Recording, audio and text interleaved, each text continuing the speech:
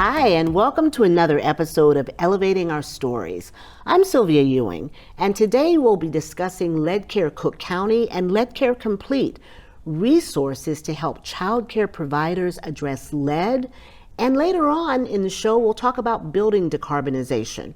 But first, join me in welcoming Caroline Pakenham, Water Programs Director at Elevate, my colleague, and MariCarmen Macias, SEI Union Organizer, Division of Child Care and Early Learning, and I'm a big fan of SEIU. Caroline, let's start with you. What do you do at Elevate? What does this have to do with daycare centers and lead? Yeah, so Elevate works to make sure that everyone has access to safe, clean, and affordable drinking water. And as part of that effort, we're working with the child care community to address lead in drinking water. So we have a program called Lead Care Complete, and this is for licensed child care providers in the city of Chicago. And with this program, what we do is we help child care providers test their water for lead. And then if they have lead in their water, we help them actually reduce their lead levels. So we have a grant from US EPA and City of Chicago, and what we're able to do is perform plumbing upgrades inside their facility. So think things like a faucet replacement, a new drinking water fountain, filters in their facility. We're able to install that all at no cost to the child care provider to help them bring their lead levels down. And then we also have a program called Lead Care Cook County. And with that program, we partner with Cook County government to see if a child care facility in suburban Cook County is connected to a lead service line. And if they are, we replace that for free because that can be the most significant contributor of lead in drinking water. And what I love about this, it's not another unfunded mandate. You have resources to help make this happen, but why focus on children?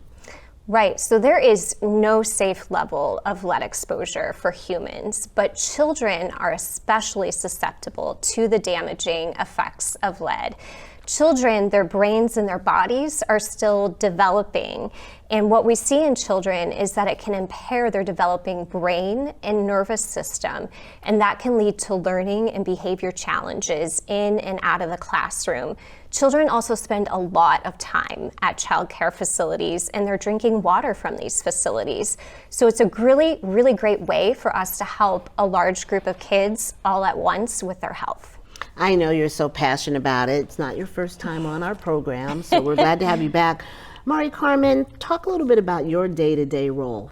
Yes, thank you for the invitation. I am a former licensed childcare provider for 14 years. And in those 14 years, I had different roles in the union, the SEIU. And after, working for 14 years in my community, also organizing other childcare providers in different communities, I closed my program, and now I am one of the state organizers in my division of childcare. And that's what I do, what I used to do 14 years ago, that's the work that I'm doing now, organizing providers. I love it. And I'll ask both of you, and I'll stick with you for this question. Why is this work needed? It is more than needed, it is critical. The lead in water, is poison for our kids. And as a former childcare provider, I can say that I became passionate about the topic because there are misconceptions. For example, providers think that if they boil the water, they are getting rid of the lead, and it is the opposite. The concentrations of lead are higher. So I said, a lot of providers, they need to know about this. They need to be educated because, like Caroline said, these children spend most of the time, in the day with us. So we need to take care of them, not just because, we are taking care of them, but the lead is going to damage their brain. And I know, Caroline, you touched a lot on why this work is needed in your introduction, but I want to ask you about the replacement process and how long does it take a child care provider? Because if people are just joining us, we're talking about lead in water, we're talking about a city and a county program, and the resources that are made available for child care resource centers? Yeah, so the first thing we do is we actually start with a site visit. So our staff comes out to your facility. We actually look to see if you are connected to a lead service line. So we look at where that water service line enters your home. We look at the material. And if you are connected to a lead service line, then what we do is we select a licensed plumbing contractor. And we work with your facility to find a date and time to perform the replacement. We want to make this easy on you. We know it's a business. You have a lot of balls in the air and things to deal with. Once we have that replacement scheduled, it typically takes about 1 day to perform the lead service line replacement at a child care facility. And then after the replacement, we work with you in the month after to do restoration on your property. It's really important to us that we get your property back to exactly how we found it. So we're repairing your grass, any holes in the street, we're making sure that we're, putting new concrete in to get it all back to normal. And then we give you free lead and water testing after the replacement to make sure your lead levels have come down. So this is doable. It's not super disruptive. If you're a child care provider out there, don't be afraid. Weigh in. MariCarmen, what are some of the barriers when it comes to lead service pipe replacement in early child care centers? Caroline walked us through, but I know sometimes people have concerns. A lot of concerns. The main one is information, communication. Sometimes it's the language barrier. And also, for example, new providers that think that to test the water in your program to see, the levels of lead, they think there is just a requirement that they need to comply with in order for them to have their license in good standing. But they need to understand that this is an issue of health that not only affects the children in their care, but also every single person that lives in that house, So it is very important, for them we need, with this education and programs and trainings to empower them, so they will know and they will be ready to take action. That's so important. I know there's also sometimes some fear.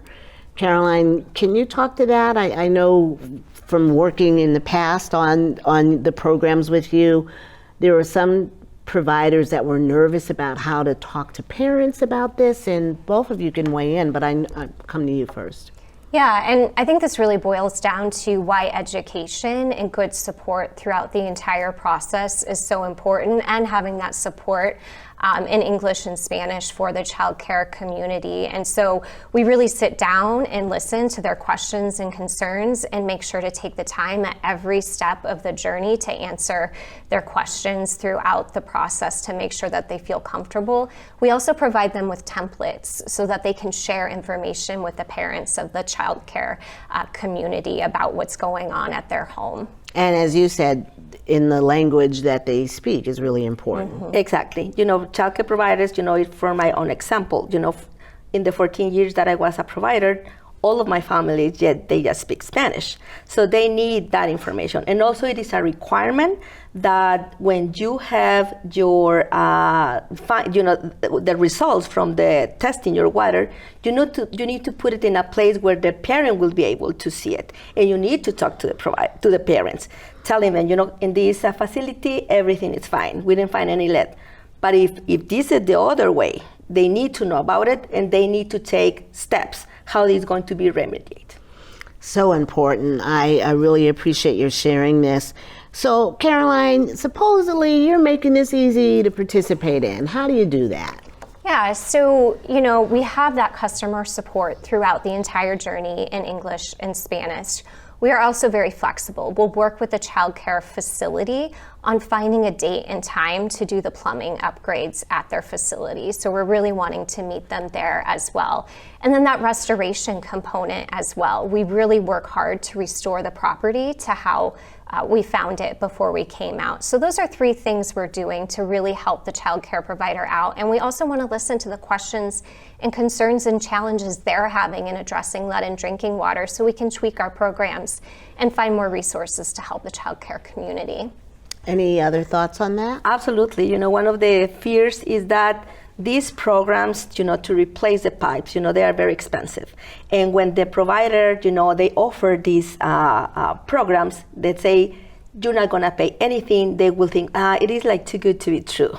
So they need, to see that, this is a real program, very serious, and there's steps in the process. So we'll just invite providers, to go ahead, take advantage of these programs.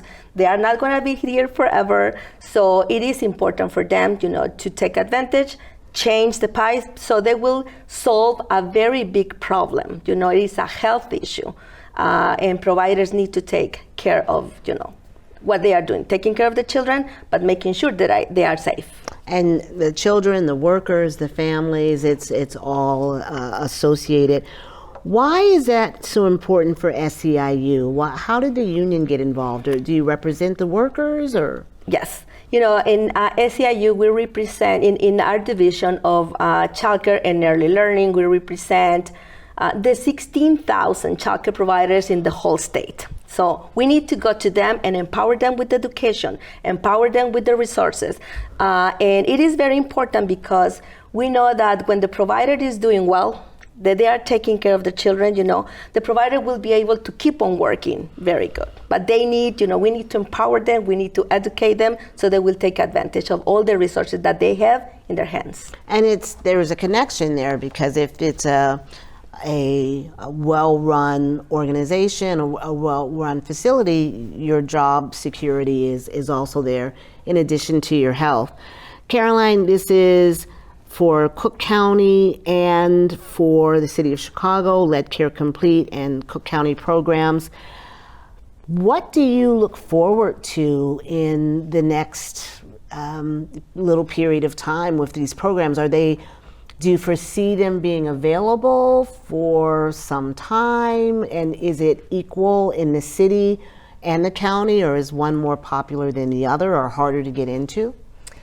I think what I'm looking forward to is how we can kind of bridge all the resources together to address lead in drinking water and lead paint to make it even easier for the childcare community. So bringing those resources together to help childcare providers have a really safe and healthy learning environment is something that I'm really excited about. I'm also just really hopeful and proud of people like MariCarmen and the childcare providers that we work with, because they are so passionate and care so much about making their learning environment safe. And they're also sharing this information with the parents of the children in their care. And that is something that is so critical, because that resident-to-resident engagement and word of mouth is how we're all going to push the needle on addressing lead pipes and lead in drinking water in our communities and really making a change for the good. And we're doing it at a place where we're literally investing in the future. I'll ask you, MariCarmen, when you are thinking of the parents who might be watching or the child care providers who might be watching, what's your message to them? My message to them, if you are a parent that have your children in a daycare facility, ask the provider if for the test results, if she already participates, if she already is taking classes and trainings about the lead in water. And if you are a childcare provider, don't wait, because we feel it is some kind of a duty to be informed and to act like right now, because one of the things that it comes to my mind is like, we have had this problem for decades and nothing has been done really, intentionally like right now. So every day, every month, every year that passes by without taking real, action, every day we are poisoning our kids. Okay, that's a deep but important thing to just pause on. Burying our head in the sand isn't the way to go. We do have ways of remediating. We have ways of addressing. Can't change the past. We've also seen the research linking lead exposure to so many behavioral and health issues, including violence. But wow, this is a moment of opportunity in so many ways. Later on, we'll talk a little bit more about other areas of opportunity, but Thank you for sharing that. I'm going to ask you what you're looking forward to. What makes you excited for the future? Excited, any type of information that is received or delivered to childcare providers, that is going to ensure that their kids in their care are going to be good, are going to be okay, they are not going to be at any risk.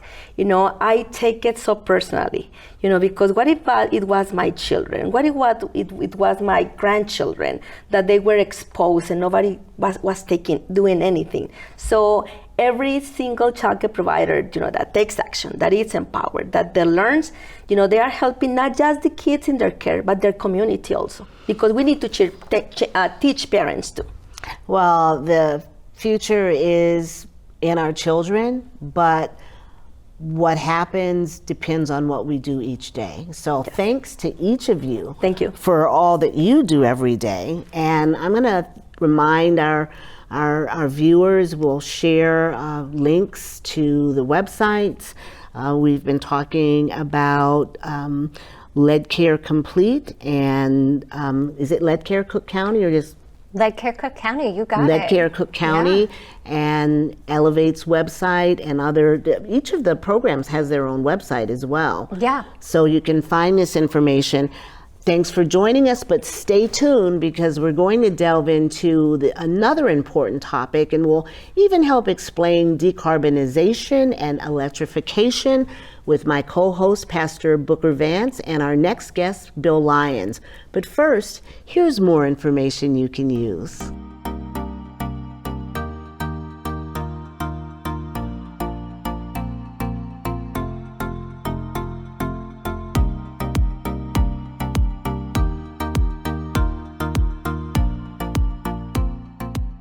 Thanks again for watching this segment of the show. We have with us today Senior Engineer Bill Lyons from Elevate to talk about decarbonization. Good afternoon, Bill. Thank you, Pastor Vance. Oh, glad to see you and always wonderful working with you. But this is your time to shine and let people understand the industry that we're into that's very exciting. Tell us about your role at Elevate. Well, as an engineer, I work with a variety of programs and support other projects. Though for the last couple of years, my focus has really been electrification. Okay. And decarbonization. Yes. You want to explain a little bit of the difference between the two, or the same? Sure. Yeah, they're words we use interchangeably. They do mean slightly different things, but we're really talking about trying to reduce the amount of carbon dioxide that we're putting into the air. So our electrification thought is we're trying to take something that's using fossil fuel and replace that with something that uses electricity. To decarbonize, we are lowering the amount of carbon that we're producing. So you could have, say, a natural gas furnace, and you could make that more efficient. That would be one way to decarbonize. You could change that equipment to a heat pump, and that actually is much more efficient. So you're doing both decarbonization and electrification. The advantage of electrifying and not just decarbonizing is that we're able to use the future grid. If we keep the fossil fuel equipment, then that will never get cleaned up. 20 years from now, that'll still be producing carbon dioxide. But in 20 years from now, our grid is going to be much, much cleaner. So we electrify now, and as long as we're putting in more efficient equipment, we are electrifying and decarbonizing, and that's really where we want to be. Whether we call it electrification, decarbonization, really trying to accomplish the same goal. That sounds exciting, and it sounds like you've kind of made it a little simple. Is there any other things that we want to be aware of so that people can understand the challenges of, not challenges, but ways in which we can get to the ground zero of what we're trying to prove? Yeah, I think there are challenges. It requires a good team. You've got engineers, tradespeople, officials from the city with codes. There are complexities, but I think the real message is it's doable. We are doing it, we have done it, and we need to do more of it. It is nothing that we do that's worthwhile is easy. All right. So tell me now, to give us some practical stuff, are there any projects that are going on that you think are exciting and that would be very interesting to people to get us kind of engaged? Yes, yeah. There's a lot of big projects going on. I think those are exciting because they impact a lot of people. That is how we are going to change things at scale. So we're working with Bickerdike on a lot of their affordable housing.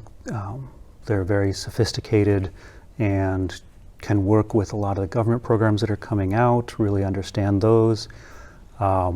Working with cities, large programs that are going to affect a lot of people. Evanston has a Green Homes initiative that is really quite innovative, trying to look at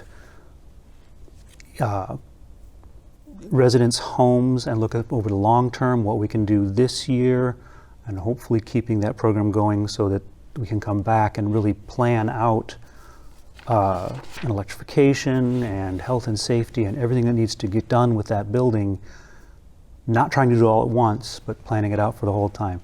Those are big programs, but I think what I'm most excited about, working with some of our smaller building owners.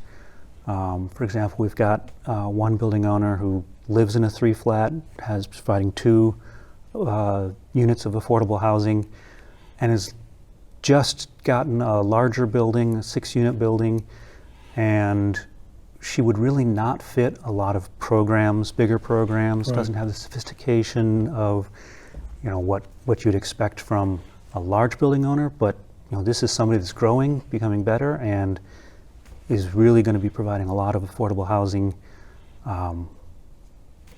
So it makes a difference when you can see hands-on people that you really are touching base with, and then being able to see it play itself out. I think that is the rewarding thing that keeps them going day to day. All the technical stuff is very interesting, but seeing the families and seeing the building owners able to have a more efficient building, a healthier building, a safer building, and a building that's going to last. When electrification, we are first trying to make the building as efficient as possible, and that means we're improving the building structure, trying to insulate. Doing air sealing means that there's less moisture getting into the building, and that moisture is really what kills the walls, damages buildings. So we're making a better building. These are going to last much longer than if we just have a building that is energy inefficient and letting air in and out, not controlling its air barriers. So what are the next hurdles, or what are you crossing your fingers about now? You ready for it to get over the hump so we can do some exciting things? I'm very interested to see what will happen with the IRA, the Inflation Reduction Act. Thank you. These are, I've heard it described as a once-in-a-lifetime opportunity. The amount that we are investing is kind of like the highways. We invested in the highways. Sure. We benefit now.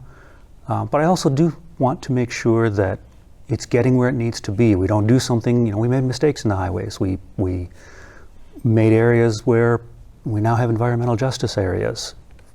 We need to make sure we are not doing something like that with this huge investment. It's exciting, but also challenging. Yeah, and keeping our eyes open. You have to make our eyes wide open so we can make sure we anticipate some of the challenges and then try to figure out how do we pivot and make adjustments. So, and you've always had an insight on that and doing this. So this is great to hear. Any other things that we should know or people should know or put out for our audience to let them know these are the kind of things that they need to be aware of, jumping on board and getting engaged? I think we should be aware it's coming.